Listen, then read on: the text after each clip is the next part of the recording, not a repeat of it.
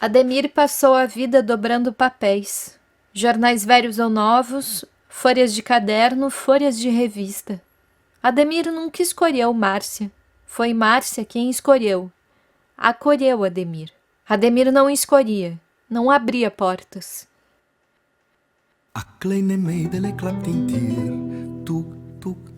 Sapatos, malas, copos, talheres, próteses, cabelos, roupas, óculos, anéis. São vestígios de memórias que vão carregar, ao longo de toda a história, marcas de vidas forçadas a superar seu apagamento.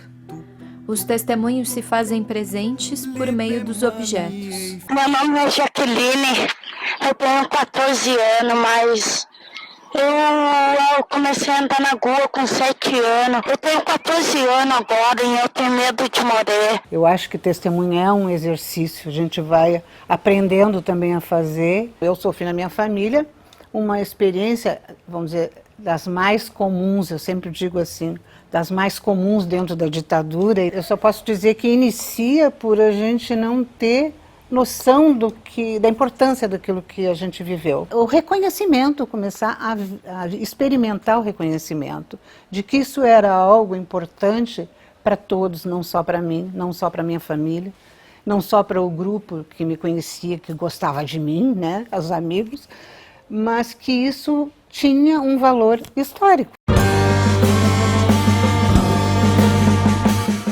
Por que alguns podem ser desalojados de seus lares para dar seu lugar a outros?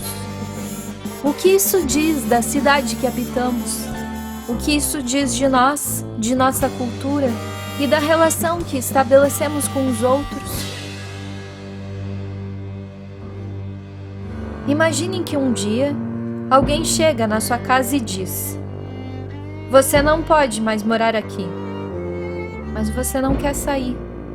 Você não tem escolha. É o que também dizem. A sua ilha vale 23 mil. Meu marido achou que ele estava falando das plantas. Aí disse, mas só isso? Ele disse, das plantas só valeu isso? Ele disse, não, não é das plantas. É da ilha, os seus direitos são esses. Então meu marido teve aquele impacto, levantou de uma vez. Quando ele levantou, ele não deu mais conta de falar. Ele não deu mais conta de sentar sozinho, as pernas dele pifou. Aí fui para Belém, chegou lá, o doutor falou que ele teve foi um surto psicótico, por conta da negociação que foi 23 mil. A gente esperava que ele indenizasse e realocasse, que não era prometido. Ou então oferecesse a carta de crédito. Isso eles não fizeram. O governo federal construiu uma barragem no estado do Pará, em um dos rios mais importantes da Amazônia, o Xingu. Os habitantes da região foram transformados em obstáculos ao progresso.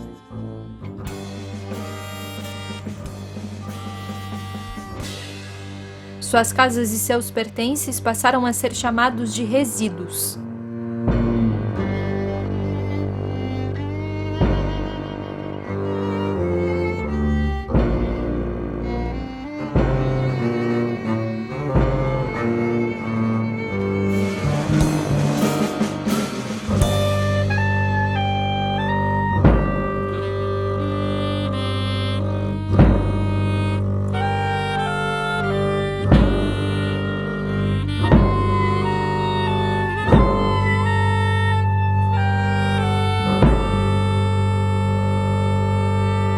O Museu das Memórias Impossíveis do Instituto Apoa busca inscrever narrativas e acolhe as produções de sujeitos cujos lugares discursivos estão fragilizados nos laços sociais, que estão na ordem do indizível, do impensável, do inconsciente e do impossível.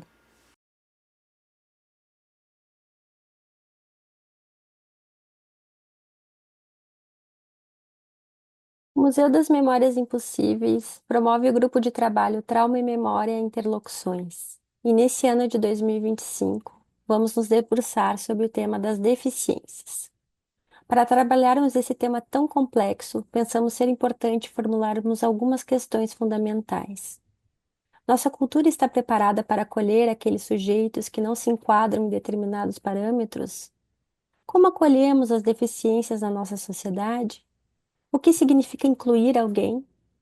Incluímos na diferença ou tentamos achatá-la, suprimi-la? Almejamos a normalização?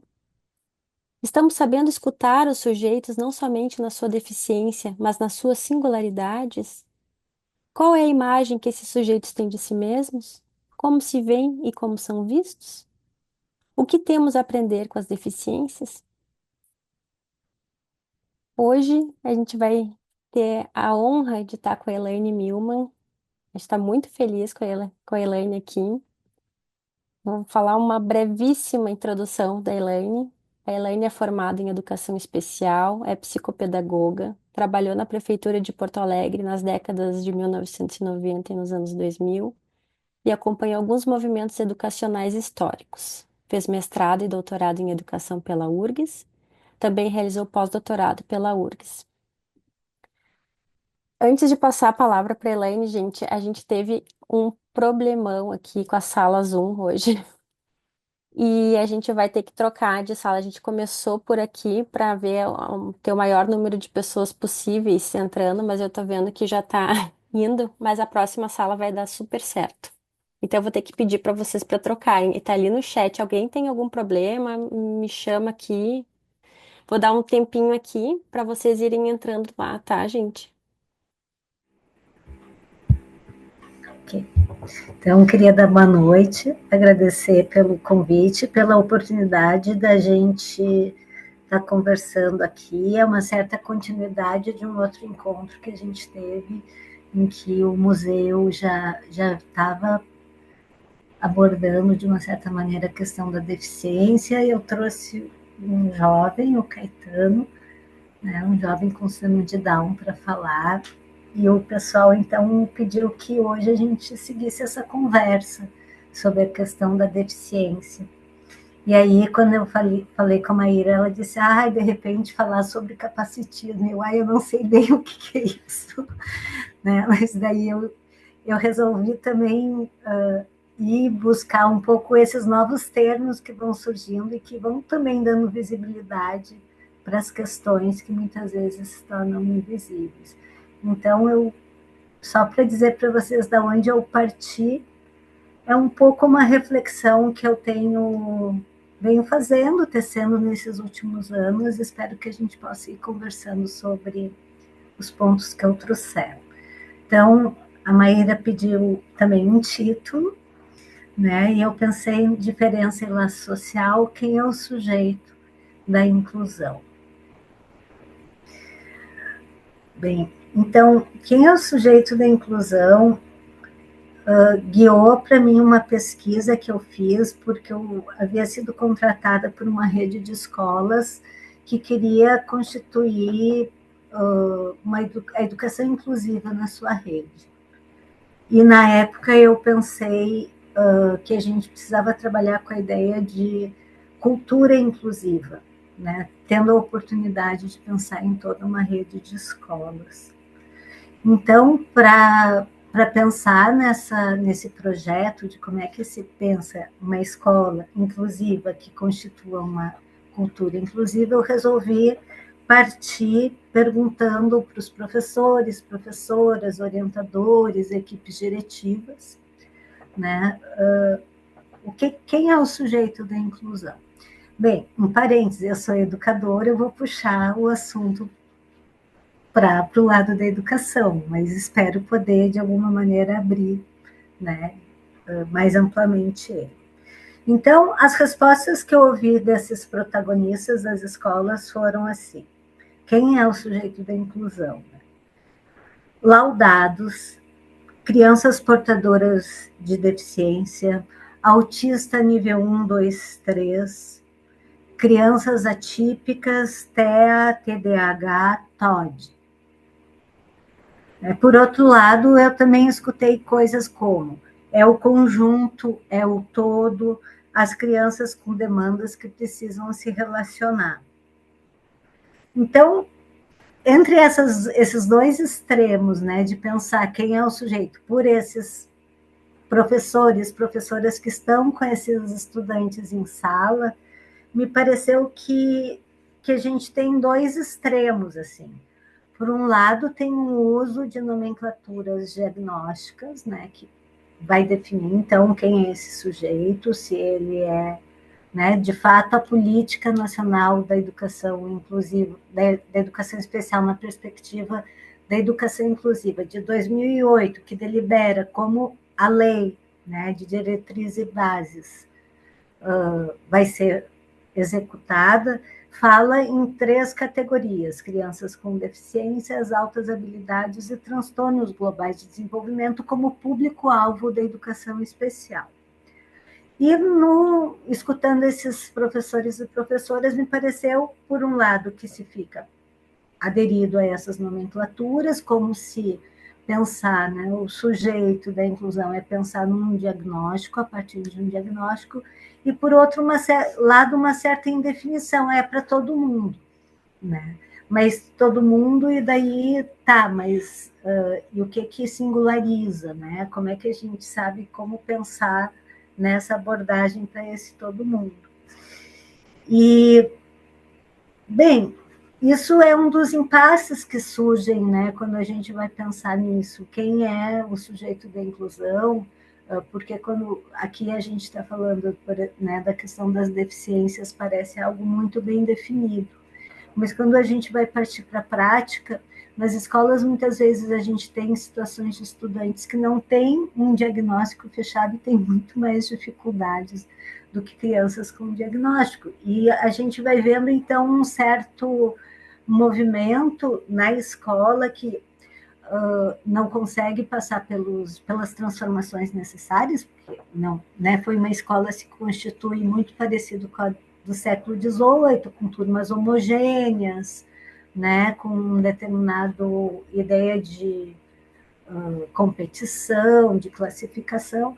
Bem, essa escola, ela não é inclusiva, então fica sendo, então, todos mais um, ou todos, e não se define quem é um. Isso leva ao risco de, muitas vezes, não se oferecer, não se atender, não se oferecer acesso àqueles que têm realmente necessitam, né, com ou sem laudo. Então, esses são um dos impasses, né, que a gente tem uma política que orienta, a gente tem uma lei, a gente tem uma política que orienta, mas como a gente não tem uma cultura inclusiva, quando essa lei e essa política vão ser efetuadas, elas se encontram, digamos, com um tipo de cultura que a gente tem, que é uma cultura que se constitui basicamente por, né, separar os diferentes, de uma certa maneira, partir para essa ideia de que existe um certo parâmetro de normalidade a ser garantido. Bem, então, esse impasse vai fazer com que a gente faça um recorte em relação a essa pergunta de quem é o sujeito da inclusão. Porque se, por um lado, para as políticas públicas é preciso, para efetuar políticas públicas, é preciso demarcar um determinado público-alvo, que, por exemplo, na educação pública, uma criança que é considerada público-alvo da inclusão, ela recebe em dobro de uma criança que, enfim, não é considerado dentro desse grupo. Então, como que a política define? E é interessante que a Lei de Diretrizes e Bases, que é de 96, quando ela saiu, ela falava em alunos com necessidades educativas especiais. Ela não associava transtornos ou doenças, sei lá, né, que não partia de um a priori orgânico para definir o público-alvo, mas certamente por uma necessidade de recorte foi definido. O problema é que, lendo a política, a gente encontra várias vias para pensar, por exemplo, né, uma das coisas que esses alunos que são considerados público-alvo têm é o atendimento educacional especializado, conhecido como AE, que é um educador ou uma educadora especial dentro da escola, que vai atender no turno contrário os alunos que precisam de algum tipo de intervenção, né, que são considerados público-alvo. Então, para esses alunos terem acesso a isso, eles precisam estar classificados dentro dessas categorias, de uma dessas categorias. Então, muitas vezes a gente chega na escola para falar de uma criança e essa criança está correndo atrás da máquina na escola, não tem condições, né, não é vista, né, porque, de uma certa maneira, quando a gente quer produzir um movimento de inclusão numa instituição que tradicionalmente produz, é excludente, de alguma maneira os mecanismos são absorvidos pela instituição, né? Então, começa a se fazer uma série de restrições. Não, eu só posso fazer uma atividade diferente se o aluno tiver um laudo médico. Embora a gente saiba que os laudos médicos não definem como, né, que uma criança aprende, como que ela atravessa um currículo, né? Então, é interessante pensar que dentro da política a gente vai ver, por exemplo, o AEE, esse serviço, sendo também disponibilizado como um serviço cooperativo com o professor de sala de aula, que nos levaria a pensar, então, um sistema todo de construção coletiva, né, de planejamento, de pensar uma sala de aula a partir de um trabalho de cooperação em que não seria necessariamente esse profissional acompanhando individualmente a criança, mas pensando junto com os serviços pedagógicos, junto com os professores e professoras de sala de aula, como que eu produzo um tipo de trabalho em sala de aula que dê conta da singularidade desses estudantes. Mas quando cai na peneira do laudo e essas crianças deixam de ser olhadas porque não tem laudo, deixam de ter até, sei lá, ampliação de tempo para fazer uma prova, redução de complexidades, a gente entra nesse impasse, nesse diagnóstico da questão do diagnóstico, né? Que eu preciso ter um diagnóstico para acessar, então, esses serviços, né? Então, importante a gente pensar que essa pergunta de quem é o sujeito de inclusão, a gente precisa recortar ela. Porque uma coisa é pensar o sujeito da política nacional, né? Da política que dá as diretrizes que precisa por uma questão, né, de recorte de público, encontrou um jeito que a gente pode questionar e pensar se teria outro jeito de definir que, então, né, se oferece certos serviços para aqueles estudantes que têm mais necessidades e são associados a essas 3 categorias: altas habilidades, deficiências e transtornos globais de desenvolvimento. Por outro lado, quem é o sujeito que bate a porta das instituições, da escola, né, sei lá, dos espaços de trabalho, né? Esse não é o sujeito do diagnóstico do laudo. Interessante que uma das formas de nomear que esses professores e professoras dessa pesquisa que eu fiz usavam para denominar os estudantes era laudados. Então, a gente vai vendo um movimento, muitas vezes, né, que parece ir na contramão do que a gente pensa como inclusão realmente, porque quando na infância se dá um nome de uma doença, de um transtorno, no lugar do nome do sujeito, a gente corre o risco que isso vire um rótulo. Então, é comum a gente chegar e escutar quem é aquele. Aquele é o autista, aquele é o TDAH. E se isso já é violento para qualquer um de nós, né, na infância em que o sujeito está se constituindo, né, muitas vezes isso pode marcá-lo no lugar do nome próprio, produzindo efeitos iatrogênicos, e muitas vezes selando um destino. Porém, um diagnóstico não pode selar um destino. Então, eu fui... Daí a gente acaba vendo paradoxalmente, né? Ou não paradoxalmente, paralelamente a isso, uma multiplicação de diagnósticos, do uso de diagnósticos na nossa sociedade, né? A gente vai vendo que há um número enorme, não só de casos de crianças nas escolas, que tem essa questão de uma demanda de um laudo, mas circular também pelos jovens adultos uma ideia de patologização da vida.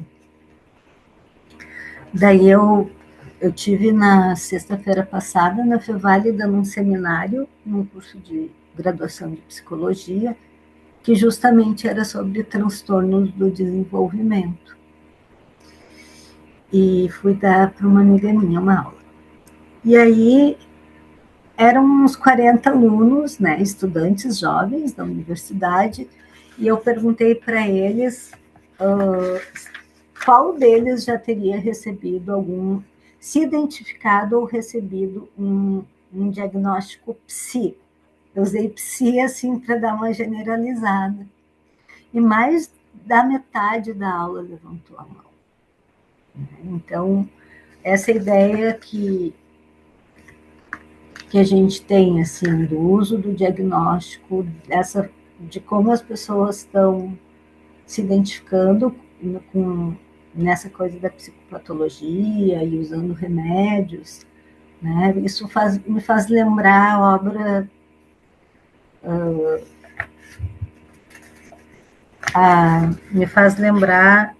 a obra do Machado de Assis, o Alienista, em que ele abre um manicômio numa pequena cidade e começa a estudar os casos de loucura, e ele vai, daqui a pouco, achando que todo mundo é louco, até que toda a cidade está presa no manicômio. Né? Um pouco um efeito desses que a gente também vai sentindo, assim, por um lado, um movimento de inclusão que nas escolas, né, a gente vê esse direcionamento para o uso do diagnóstico, e no social um excesso também de diagnósticos, onde parece que as pessoas precisam se identificar com algum nome de uma doença para encontrar um lugar. Né?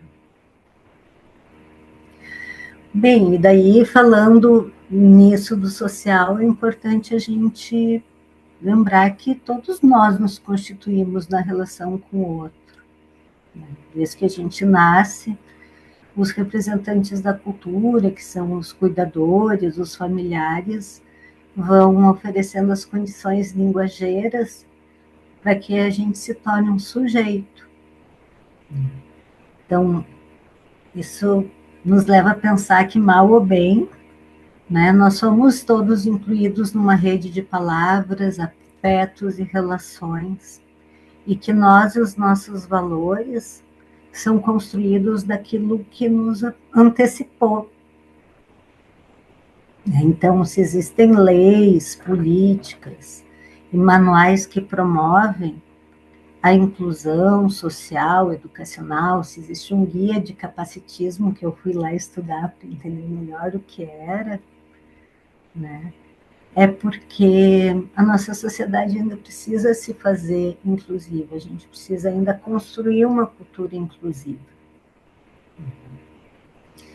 Bem, acho que novas palavras servem muitas vezes, às vezes as palavras novas que se adota caem, não entram na moda, mas acho interessante as novas palavras, as mudanças que a gente foi fazendo na língua, para ir também contornando e dando visibilidade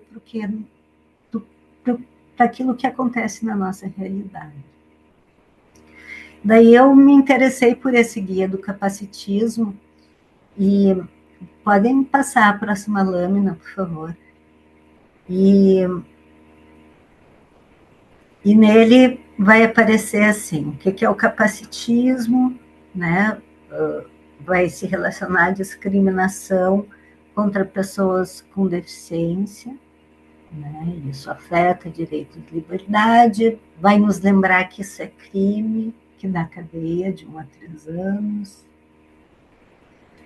né? E vai nos apontar para a ideia de um capacitismo institucional, que é aqueles que vêm pelos discursos que invisibilizam e oprimem as pessoas, né? A exclusão, a falta de acessibilidade, e o capacitismo estrutural, que eu acho interessante da gente pensar, como a gente vem se dando conta do racismo estrutural, do machismo estrutural, né? Que são as barreiras, né? Que se tornam invisíveis, né? Que é natural e vai, enfim, o guia vai nos apontar que combater o capacitismo é responsabilidade de todos.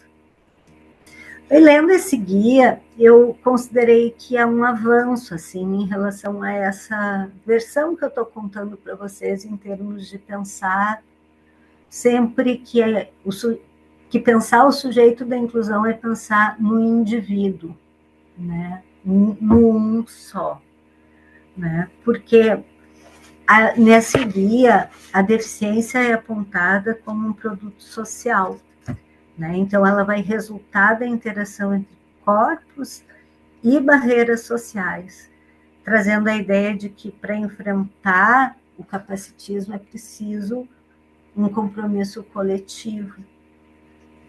E eu acho que pensar em coletivo implica também ampliar as nossas concepções, né?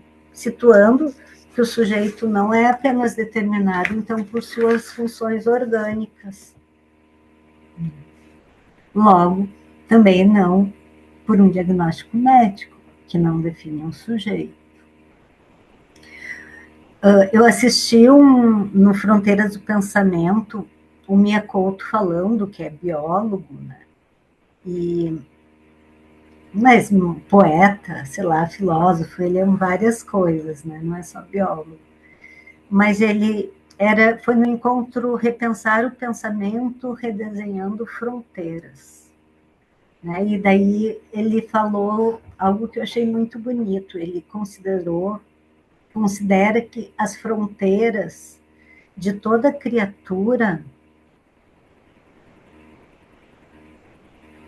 Depois eu passo, Paulo.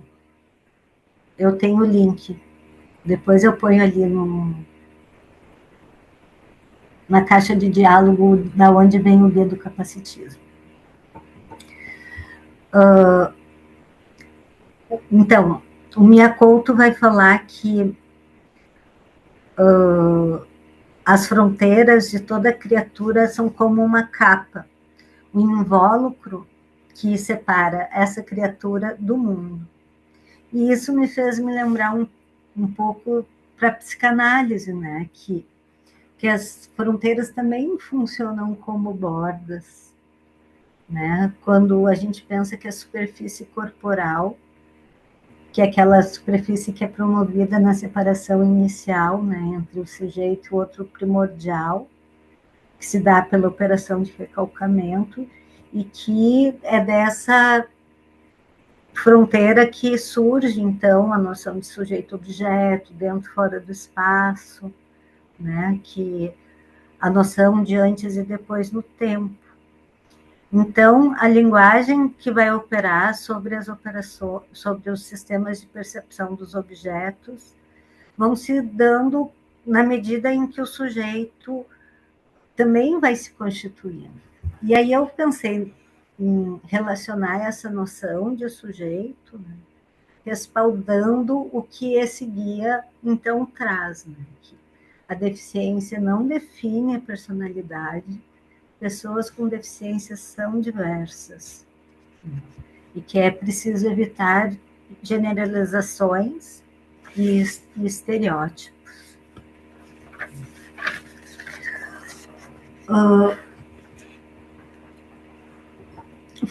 Fazendo mais algumas associações sobre essa ideia, né, dessa relação do eu com o outro, de como a gente se constitui na relação com o outro, e como existem as condições de uma época, né, para que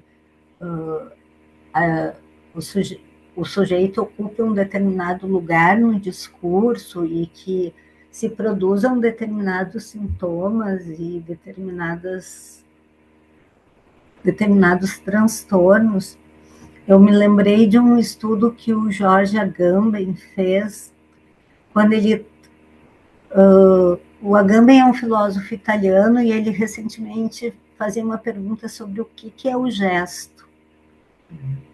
E para compreender o que é o gesto, ele foi investigar justamente a partir de uma síndrome que foi descoberta no final do século XIX, em 1885, por um psiquiatra francês chamado Gilles Tourette.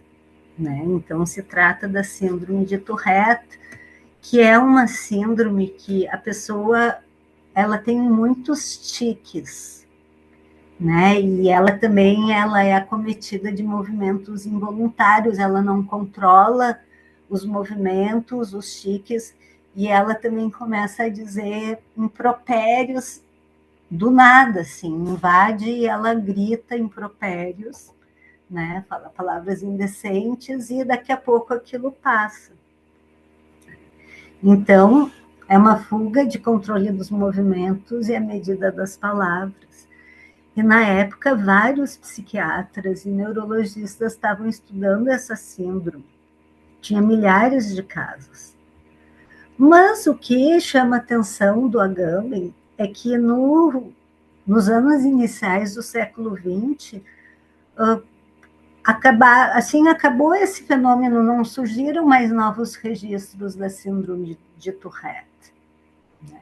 E aí ele vai destacar que só em 1971, em Nova York, um neurologista e escritor, Oliver Sacks, viu em Nova York 3 casos, um atrás do outro, passando em frente dele.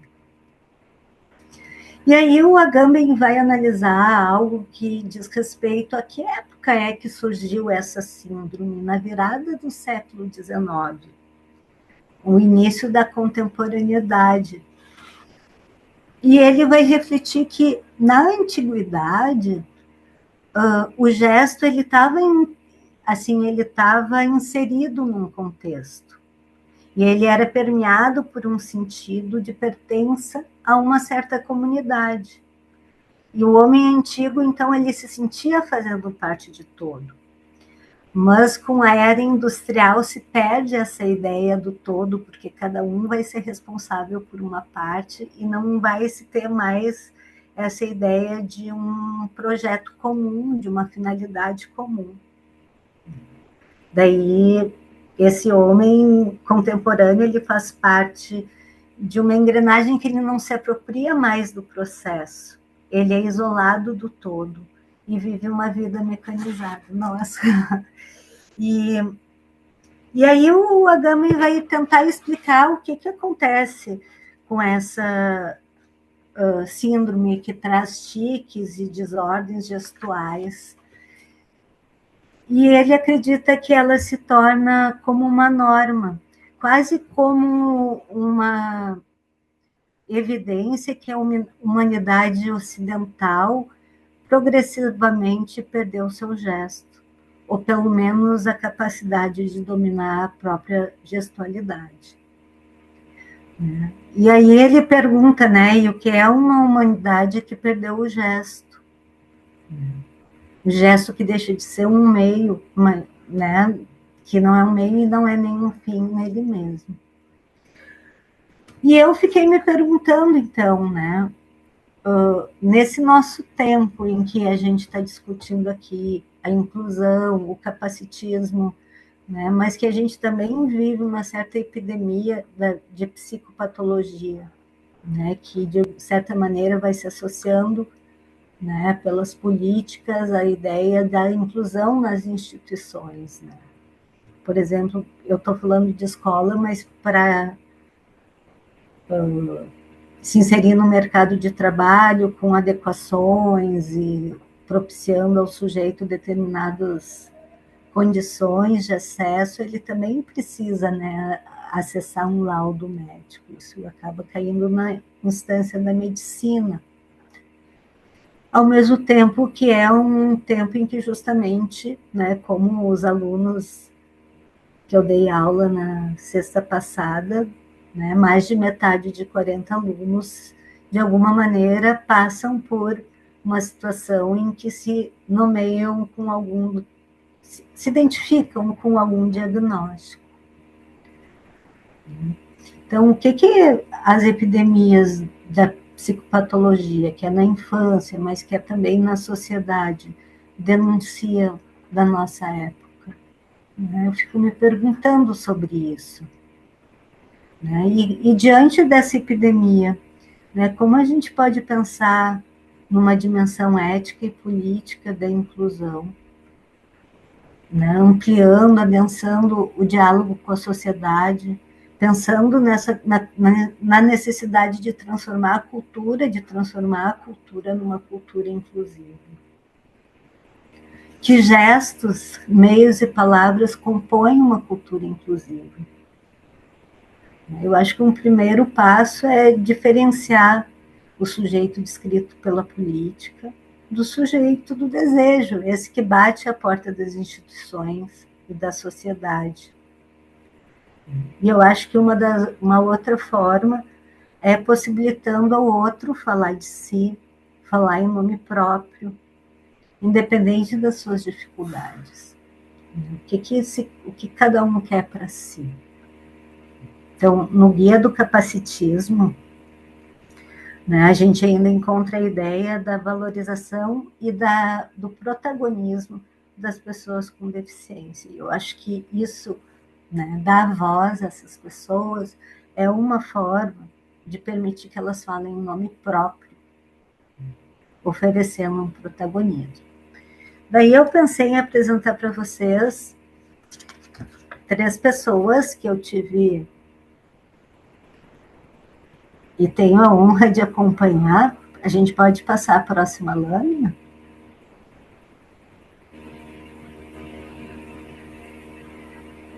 Bem, se por um lado eu vinha trazendo para vocês aqui a ideia, de todo o questionamento de quem é o sujeito da inclusão, que eu vou apresentar aqui são 3 pessoas com síndrome de Down, que digamos, são como que não trazem essa dúvida, embora eu já tenha acompanhado um jovem com síndrome de Down que não tinha deficiência intelectual, mas a gente geralmente vai associar, e esses jovens que eu apresento para vocês são jovens que tiveram, sim, obstáculos, em termos da complexidade cognitiva que uma escolarização demanda, mas que atravessaram a escolarização. E, bem, essa primeira menina, ela se chama Amanda, ela está no 4º ano do ensino médio, fazendo um curso normal para ser professora. Ela é sambista, sai em escola de samba, também é bailarina, ela dança balé clássico. E a história que eu queria contar dela para vocês é que, como ela está fazendo magistério, durante todo o período do ensino médio eu fui chamada na escola, porque acompanho como psicopedagoga clínica, para me questionarem se ela teria condições de ser professora ou não, se ela vai em várias etapas, ela vai conseguir fazer o estágio de observação, depois ela vai conseguir fazer o estágio. E ela é uma jovem, assim, ela é inibida, ela fala pouco, ela tem também problema com obesidade. Então, por exemplo, ela foi fazer um estágio numa escola que ela tinha que subir escadas, e ela não conseguia, não era que ela não conseguia trabalhar com as crianças, ela não conseguia subir as escadas, Assim, surgiram vários impasses, mas o que mais me chamou a atenção para compartilhar com vocês, e que vai falar dessa ideia, de como é que a gente olha o outro, quem é esse outro, da inclusão, é porque a professora de sala de atendimento educacional especializado, me chamou ano passado perguntando se eu considerava que a Amanda tinha condições de ser professora e se eu podia garantir para ela que a Amanda ia exercer o magistério. Então, embora ela fosse a pessoa que deveria estar lá para tentar convencer os outros disso, ela veio me colocar em questão. E o que eu disse para ela? Assim, que a Amanda poderia exercer o magistério se os lugares que receberem ela criarem condições dela ser professora, dentro das possibilidades dela. Mas que eu não podia garantir que ela ia terminar a escola e exercer o magistério. Mas que eu gostaria de saber se ela poderia me garantir se as colegas da Amanda, quando terminassem a escola, iriam exercer o magistério. Então, atualmente, a Amanda vem trabalhando como monitora numa escola de dança, em que a professora trabalha com dança-terapia, Letícia Sampete, uma colega minha. E ela, então, vem paralela ao magistério, fazendo uma prática de auxiliar de professora de dança, né, com outras crianças que também têm questões no seu desenvolvimento. O próximo que eu quero apresentar para vocês na próxima lâmina é o Igor. O Igor completou o ensino fundamental numa escola particular e ingressou num grupo que essa escola oferece para jovens que não vão dar continuidade no ensino médio, mas que continuam frequentando e produzindo e socializando. E ele foi convidado, então, para trabalhar no turno oposto, numa sala de aula com crianças pequenas, como auxiliar da professora. Então, diferente da Amanda, ele não tem o curso de magistério, mas ele, além de frequentar a escola como aluno, no outro turno, ele auxilia a professora em sala de aula, dando oportunidade para essas pequenas crianças conviverem, então, com um jovem com síndrome de Down, que é muito querido, muito educado. E o que é mais interessante, do ponto de vista da psicopedagogia, é que o Igor, eu trabalho há menos tempo, a Amanda eu trabalho há muito tempo, mas o Igor eu trabalho há 2 anos só. E nesse período o Igor se alfabetizou, e ele se alfabetizou da seguinte maneira: ele queria aprender a ler os livros para as crianças. Então, eu pude me valer de livros menos complexos, né, de leitura mais infantil, mas ele não estava lendo para ele, porque ele é um adulto, né? Ele estava lendo para treinar para ler para as crianças. Podemos passar o próximo?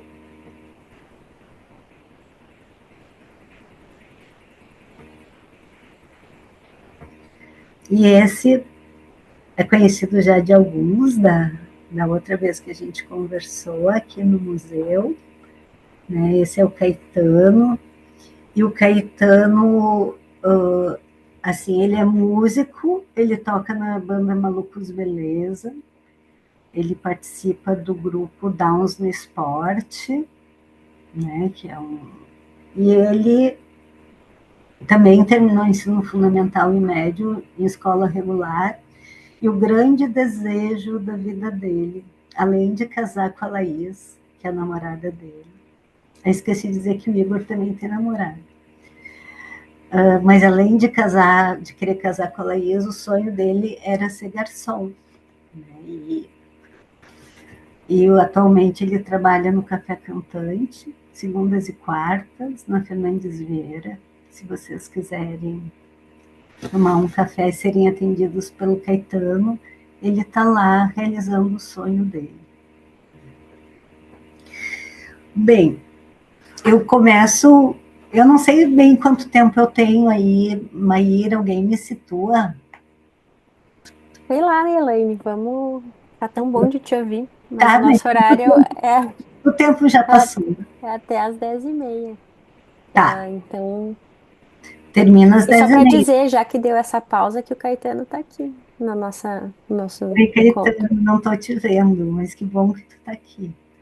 Tá, mas a gente tem que ter uns 20 minutos, pelo menos, para conversar, né? Até as 10h30. Acho que um pouquinho Acho que mais. sim, é importante. Tá, então eu vou ir terminando em seguida aqui para a gente poder conversar, né? Então, mas, o que eu trago esses 3 jovens que eu trouxe, né? Isso já foi postado no Instagram, mas hoje ainda tive o cuidado de pedir licença para todo mundo para apresentar aqui, né?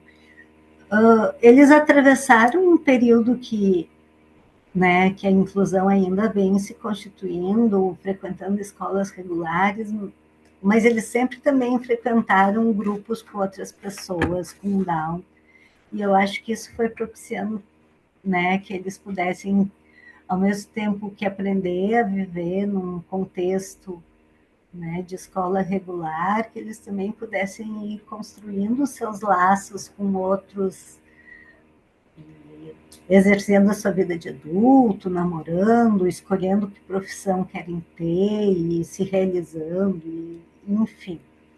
Né? Porque talvez a pergunta de quem é o sujeito da inclusão, eu não fiz ela pensando em trazer uma resposta para cá, porque eu acho que o que a gente tem é uma grande complexidade, né, em termos de pensar nesse sujeito, mas o que eu acho que a gente pode é tentar garantir dar voz às pessoas que a gente supõe que precisam ser incluídas. Escutar o que elas têm a dizer, né, levar em conta a sua singularidade. E eu acho que isso é uma forma de criar acessibilidade para todo mundo. Né? Talvez pensando numa ideia de desenho universal, que o desenho universal é um conceito que vem da arquitetura, que é como que a gente pode pensar, por exemplo, um prédio que todo mundo possa acessar, uma cidade que todo mundo possa acessar, né? Pessoas de baixa estatura, pessoas de peso, pessoas que não enxergam, pessoas que não escutam, pessoas que não toleram barulho. O que a gente precisa pensar, né? Esse desenho universal talvez seja, né, a utopia, o ideal de pensar numa cultura inclusiva. Mas, enfim,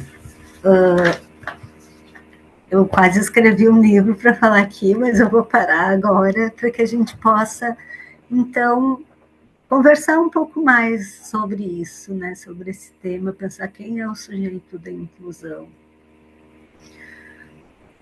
Elaine, muito obrigada. Muito obrigada, é muito bom te ouvir. Muito. Já tem uma fila aqui. Vamos ver. Ana Laura, quer seguir? Oi, Elaine. Eu não sei se vocês estão me vendo? Sim. Tá. Ahn, É muito bom te ouvir sempre, né? Elaine é minha grande parceira em muitos momentos de trabalho, de vida, enfim. E eu fiquei pensando muitas coisas, eu acho muito interessante, que legal que tu pôde trazer essa questão do capacitismo estrutural. Eu não tinha me caído de uma maneira tão interessante assim, porque na verdade eu acho que quando tu pergunta também quem é o sujeito da inclusão, deveriam ser todos nós, né? Todos nós deveríamos ser sujeitos da inclusão, no sentido de pensar que a gente nem se dá conta do quanto a gente não inclui, do quanto a gente exclui e do quanto a nossa cabeça funciona de uma maneira muito como se a vida fosse o que é, né? Então, quando a professora pergunta Será que a Amanda vai ser professora? Tu pergunta para ela, bom, mas as outras colegas vão ser professoras, né? Que eu acho que a Amanda, o Caetano, eles são uma primeira geração de adultos ou jovens que está chegando, que não está mais somente dentro de casa, que passou pelo processo de inclusão escolar, um certo avanço em relação ao que foi a nossa formação, né, de estudantes. Assim, nós não tínhamos colegas com síndrome de Down em aula, nós não tínhamos colegas autistas, não no número que eles estão, né? Mas essa geração está chegando à universidade, né? E eu acho que essas perguntas vão vir, né? Eu acho que Caetano, Amanda estão chegando num momento assim em que eles fundam a necessidade de que todo mundo se pergunte onde pode estar alguém com síndrome de Down, onde pode estar um autista, e o que que ele está fazendo na universidade, o que que a Amanda está fazendo no percurso dela lá, de curso técnico, se ela não teria, né, na cabeça dessa professora e de muitas outras pessoas, a condição de seguir, né, trabalhar. E aí estão surgindo novas formulações, novas nomenclaturas. Então, eu não sei se você já ouviu falar, Elaine, o Marcelo, como professor universitário, tem ouvido falar da questão da terminalidade específica, né? Poderia fazer um curso com uma terminalidade específica. Meu marido é professor de medicina. Eles têm esse desafio, porque, bem, chegamos um estudante de medicina cego. Como é que ele vai se formar pensando numa terminalidade específica? Ele não vai ser alguém que vai poder lidar com uma cirurgia, mas talvez ele possa fazer outra coisa, né? Então, eu acho que sim, sujeitos de inclusão, eu acho que somos todos nós. A sociedade deveria pensar que é sujeito de inclusão, que precisa se reformular por inteiro e construir soluções para a inclusão. E eu quero dizer também do quanto para mim foi muito tocante, muito importante ver o depoimento do Caetano da outra vez. Eu assisti, eu não estava ao vivo, mas eu assisti e me tocou profundamente, de um jeito inesperado, assim, ver a relação com o tempo que ele funda para gente, né? Poder pensar que é um outro tempo e que a gente pode desdobrar o tempo de uma outra forma, né? É isso.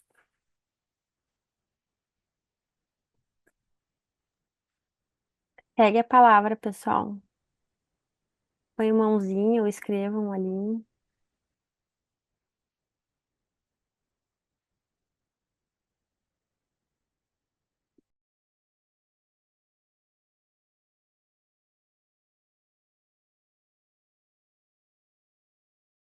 Meu nome é Rosângela, eu estava pensando em algumas coisas. Eu tive na rede pública um paciente com Tourette, eh, há uns 20 anos, há uns 15 anos atrás, assim, Cachoeirinha. E é um caso muito interessante, porque era um menino um senso de responsabilidade muito grande, uma família completamente abandonada. Ele ia para consulta com um bebê no colo, porque a mãe não cuidava do bebê, não conseguia cuidar, né? E mais o irmão. E ele tinha uma série de cacuetes e de ticas e tal, e ninguém suportava ele na escola. O que que eu quero juntar com isso? Que hoje a inclusão me parece ser de alunos difíceis, né? Eu jamais ia imaginar que uma criança com TOD ou com TDAH seria um aluno para inclusão, né?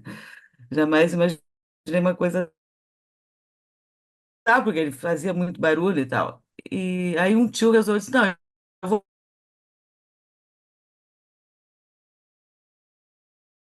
pegar essas crianças, porque não dá, e largou a escola. Ele estava, acho que na quarta, quinta série, já devia ter uns 12. O jeito tinha crescido bastante, bem mais tranquilo, sem uns. E estava trabalhando na oficina do tio, né? Tava encarvoado, tava com as unhas sujas e tal, mas estava muito bem, né? Então, assim, acho que também se fez uma outra inclusão por aí, né? E não são laudos que são pedidos, são atestados. Laudo é uma coisa bem complexa, né?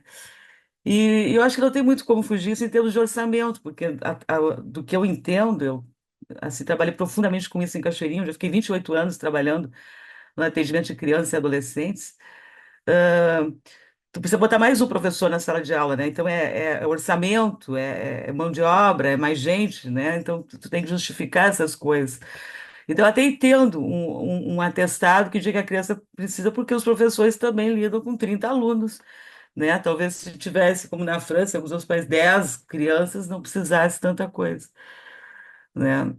E essa é uma coisa, então, da inclusão, mas eu acho que também a inclusão se faz quando elas nos perguntam alguma coisa, porque elas perguntam, né? Elas chegam para nós, elas querem aprender, elas querem fazer alguma coisa. O que me chamou a atenção nessa menina, a primeira, Amanda, né? Professora, né? Quer dizer, ela quer, ela está indo, né? Furtar disso, né? Desse lugar. E a outra coisa dos diagnósticos é que antigamente as pessoas não queriam saber diagnóstico, né? Hoje parece que é o contrário, né? Parece que o diagnóstico protege, né? É um lugar, né? Então, às vezes era briga, dizer, não, seu filho não está doente, seu filho não está. Mas como? Não, não, mas não tem, que bom que não tem uma doença. Né? Então, é,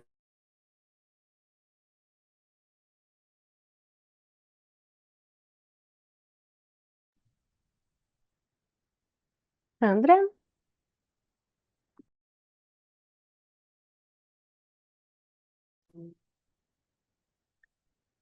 Boa noite. Eu participei à distância também do evento com o Caetano, né? E eu comentei com a Maíra, que encontrei na jornada, e pedi para fazer o ingresso aqui, se fosse possível. E estou aqui, foi possível, agradeço.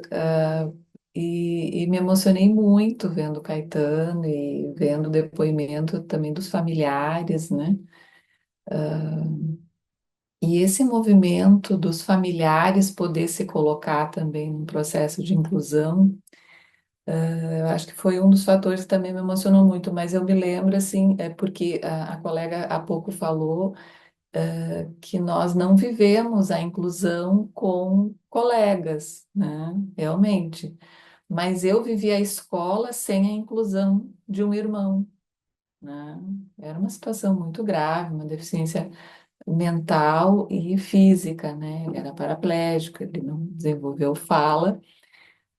Então, ver o trabalho e a dedicação, mesmo com a família do Caetano, né, morando em outros lugares, passando pela separação dos pais, que eu entendi uma separação, e quando a mãe diz, da aposta que ela pedia para as escolas fazerem, que ele iria conseguir se alfabetizar, que não no tempo que a pedagogia estava habituada e os professores, né? Não aposta, ele vai conseguir. Isso é muito emocionante, né? Sustentar essas passagens, né? Principalmente como pessoas, e não só como eu, mas pessoas que são sensíveis a isso, a dificuldade de alcançar isso, mas na dificuldade das pessoas entenderem que precisa de outro tempo. Né? Então, quando tu traz a questão do capacitismo, te agradeço, assim, porque, por quê? Porque eu já levei para a comunidade, que eu sou muito bairrista comunitária, e muito maluca também, porque eu acabo levando propostas de inclusão que era para a questão do racismo e para a questão do capacitismo, né? E estava mexendo com o meu sintoma e não me dei conta, assim, e fiquei muito emocionada pela dificuldade que continua sendo trabalhar isso na comunidade, né? Porque ninguém quer falar, ninguém é racista, ninguém é capacitista, né? Vamos partir do mesmo pressuposto. E eu acompanho também o cartel de psicanálise, anteriormente racismo, atualmente racialidades, né? Que eu acho que essas novas palavras, elas nos ajudam, né? Como nós precisamos nos racializar, né? E ver os nossos privilégios, né? E então achei muito interessante, eu não tinha pensado, não sabia desse termo capacitismo estrutural. Mas para pensar também essa lógica de que olhar nos funda em relação, e isso eu senti muito na família do Caetano, assim, a transformação que as pessoas diziam que passaram por na medida da diferença que o Caetano trazia, de outro tempo, né? E a voz do Caetano lendo e se apresentando para mim era uma poesia, eu disse para Maíra. Porque o meu irmão, ele chegou ao grito apenas, gente. Então, ver a diferença, né, emocional que a gente... Eu falei com a Maíra para ingressar aqui, gente, as minhas lágrimas me acessaram de tal forma que é uma questão de uma sensibilidade, sou analisada suficientemente para estar podendo falar disso agora, porque não poderia falar em outra situação, provavelmente, né? Porque tive que me estruturar também para conseguir falar disso, né? Nós tínhamos 2 anos e meio de diferença de idade, então muito próximos, né? Então eu me reconheço nele muitas vezes faço defesas meio intempestivas também, porque é muito difícil mostrar algumas coisas, né? E aí eu questiono isso, assim, esses novos termos, novas palavras da gente. No racismo, a gente fala da branquitude e dos privilégios de quem inventou esse pacto narcísico em relação a colocar alguém como alvo, né? E eu fico pensando nessa possibilidade de pensar algumas questões para as deficiências também, né? No sentido dessa diferença que fica marcada tão fortemente. Maíra, eu vou compartilhar contigo. Eu sei que eu estou me expondo aqui também, né? Mas eu sei que eu estou entre pessoas que vão minimamente entender. Eu falei com meu marido quando eu voltei da jornada, eu disse, eh, a gente se trata pelos apelidos, assim, ele é o Toninho. Eu disse, Toninho, incrível como eu regredi falando com a Maíra. E aí, falando com ele, eu encontrei o que que é, Maíra. É que viver uma vida onde alguém que tu ama não teve um olhar de inclusão e a identificação com esse lugar de não inclusão é como se o sujeito em mim se reduzisse a quase nada, entende? Foi assim que eu consegui entender o efeito que teve só eu me aproximar da Maíra e poder falar desde esse lugar que eu estou falando agora, né? Não como psicóloga que sou, não como tendo buscado percurso de escola na POA há muitos anos, trabalhar, né, na defesa da inclusão, na defesa da inclusão da visão do sujeito na escola, e que é extremamente difícil, né, poder, pelo menos para mim foi, né, poder apresentar, fazer as pessoas se sentirem convidadas a entender que existe uma estruturação de sujeito ali, né, e que ela precisa ser cuidadosa, né. Mas enfim, eu agradeço muito assim poder estar aqui compartilhando com vocês. Viu que eu estou melhor, viu, Maíra? Então, essa inclusão também de, enquanto familiares, podermos também falar, porque eu vivi escola que não era ensino fundamental, era ginasial, né, era segundo grau e não ensino médio, né, nunca podendo falar disso na escola, nem sendo convidada a falar disso, né? Então, quantas histórias existem aí nas redes, né, das pessoas com essas realidades de família também, né? Que eu acho que romper um pouco esse silenciamento, né? Eu acho que é muito legal dentro desse processo de estarmos pensando também aqui no grupo, já estou me incluindo aí, na questão das deficiências, né? Acho que tem muita coisa para romper aí, né? Muito obrigada. Antes de passar a palavra para o Murilo, eu só quero, Sandra, que trabalho que tu fez, incrível, muito obrigada, foi um testemunho incrível e uma passagem impressionante em 2 dias que tu conseguiu trabalhar tudo isso dentro de ti. Murilo, por favor. Boa noite, gente. Também Oi, agradeço. Murilo! Que bom te ver. Que boa surpresa! Fiquei muito, agradeço muito assim o trabalho de vocês do museu, de poder partilhar esse momento com vocês daqui de São Paulo. E rever Elaine, que é uma alguém que me afetou. Não sei nem se ela tem a dimensão do quanto ela me afetou. Conheci ela em Campinas. E depois fui ler o doutorado dela, é um trabalho que realmente me afetou bastante, assim. E queria partilhar com vocês que também vi a fala do Caetano pela gravação, né? Eu não estava ao vivo, mas eu vi a gravação, me emocionei bastante, assim. E também, né, a partir do trabalho de vocês, que eu tive acesso a poder ver a gravação do Caetano.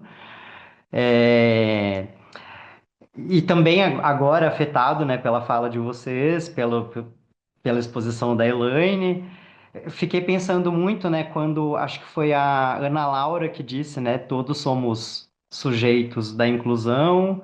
Elaine traz, né, a pergunta quem é o sujeito da inclusão e ela também fala da malha discursiva, da malha linguageira, o papel que isso desempenha.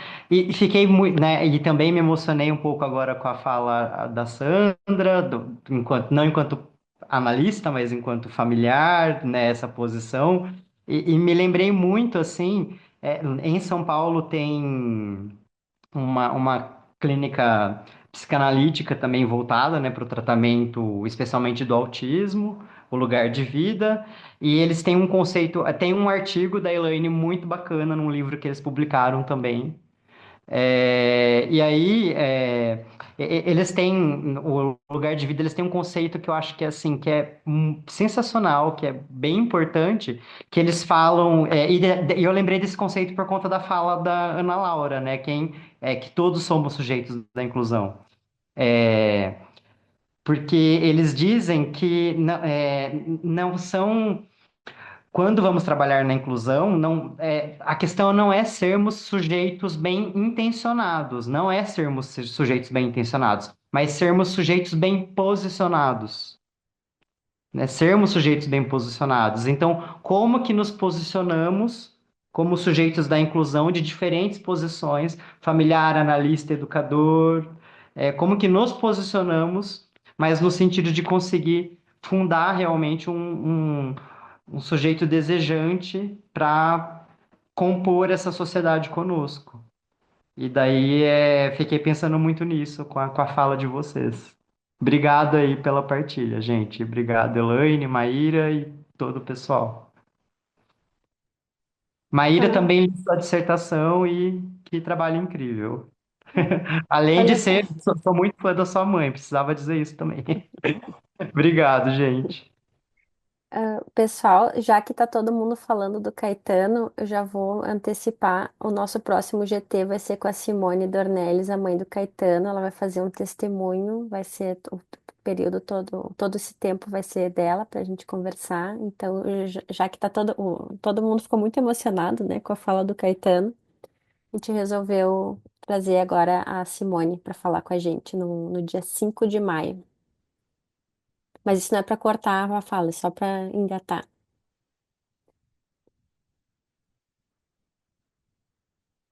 Elaine, tu quer falar alguma coisa? Não, eu vi que o Elisandro tinha colocado uma pergunta ali no chat. Pensei em te convidar para falar sobre o que tu perguntou, sobre a questão que tu trouxe, Elisandro. Oi, oi. Não é bem uma pergunta, né? Acho que é mais É, uma questão, assim, quando tu estava falando sobre a questão do sujeito da política e sujeito do desejo, eu fiquei pensando nisso também, né? Que acho que, né, queira ou não, a gente tem falado que a gente é o sujeito político, né? E eu acho que parece que a gente não coloca também esse sujeito num lugar enquanto sujeito político, né? Daí só me veio essa questão assim que eu fiquei juntando, né, as palavras, mas agradecer também por estar aqui escutando essa tarde da noite, né? A Elaine e todos vocês também. Fiquei bem feliz de ver ver o Caetano e ver a Simone também aqui. Minha professora, Simone foi minha professora. A gente se encontra no cantante, né? Então, eu acho que, né, foram depoimentos muito bonitos e reflexões necessárias. Eu acho que cada um vai pensar desde seu lugar e sua experiência, mas acho que o que é importante é a gente poder estar aqui realmente, né, se questionando sobre tudo isso, sobre qual no, como o Murilo trouxe, né, qual a nossa posição diante dessa questão e que movimentos que são possíveis fazer na direção daquilo que a gente tem como ideal, assim. Eu fico muito orgulhosa, assim, que dar voz ao Caetano tenha produzido tantos efeitos. Acho que foi algo que eu fiz sem ter noção, né? Minha ideia foi realmente querer que ele pudesse se colocar, mas abre para uma grande possibilidade, né? A gente deixar mais que eles falem do que a gente. Então, não sei, a princípio pensei em fazer esses comentários, não sei se alguém mais gostaria de continuar.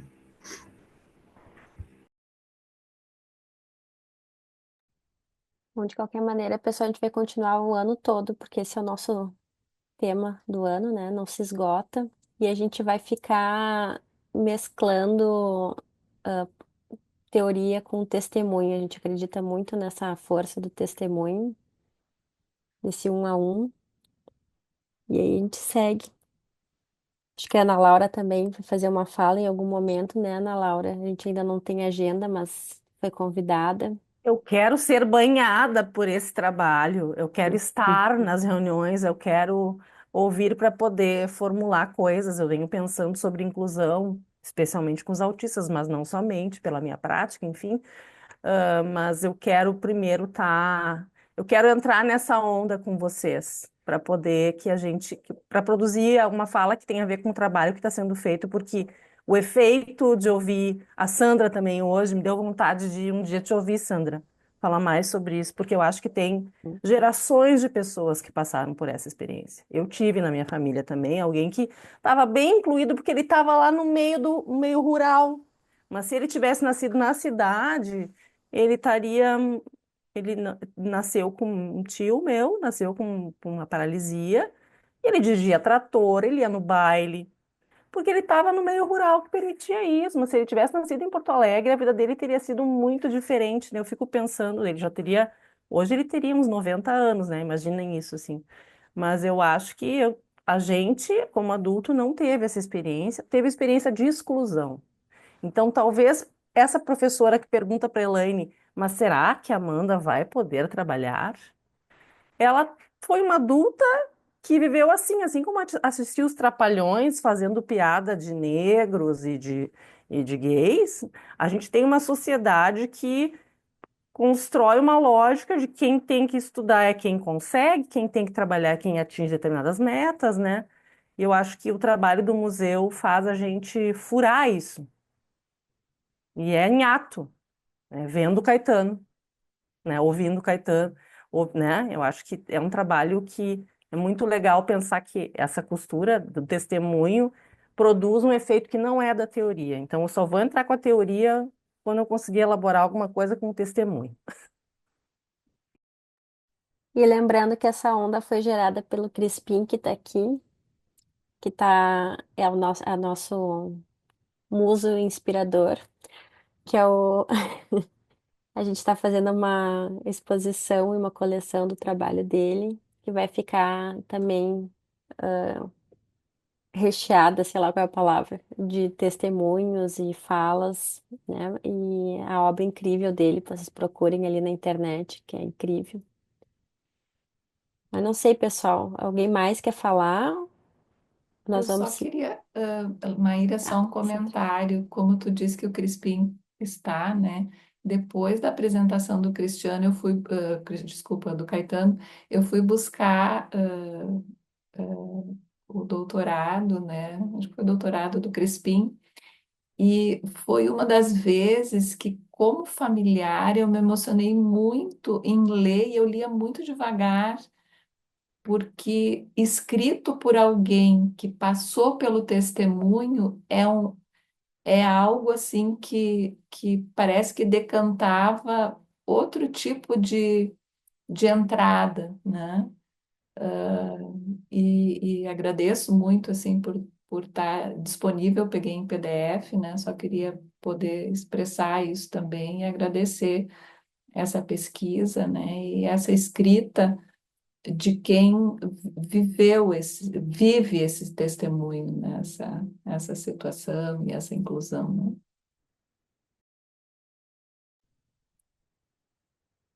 Crispim, não dá para te ouvir. Tu tá no mudo. Maíra, eu só queria responder para a Sandra. Sandra, se você quiser, esse trabalho foi publicado. Posso colocar aqui no chat. O Maíra pode te passar o meu e-mail, o seu endereço, eu mando para você. Não sei se você mora em Porto Alegre, mas eu mando, está publicado por uma editora de Curitiba. Eu mando para você esse trabalho.